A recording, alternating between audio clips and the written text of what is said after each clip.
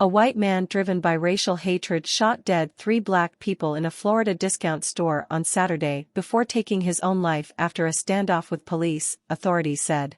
He targeted a certain group of people and that's black people. That's what he said he wanted to kill.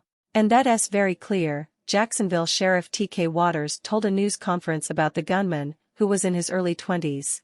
According to the sheriff's office, the shooter, who has not yet been identified, entered a Dollar General store wearing a tactical vest, armed with an AR-style rifle and a handgun.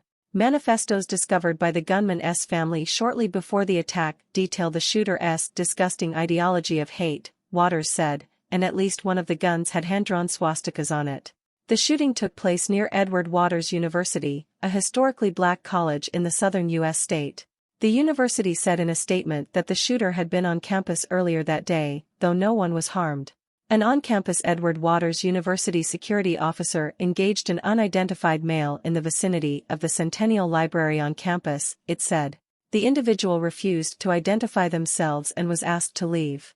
The university added that the individual, later identified as the shooter, left without incident. The FBI will investigate the shooting as a hate crime, said Sherry Onks, the Bureau's special agent for Jacksonville, a city of nearly 1 million in the northeast corner of the state. There was no evidence the shooter was part of a larger group, officials said. We know that he acted completely alone, Waters said.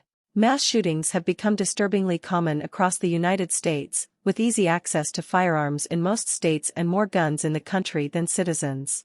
Florida Governor Ron DeSantis decried the horrific shooting and called the gunman a scumbag.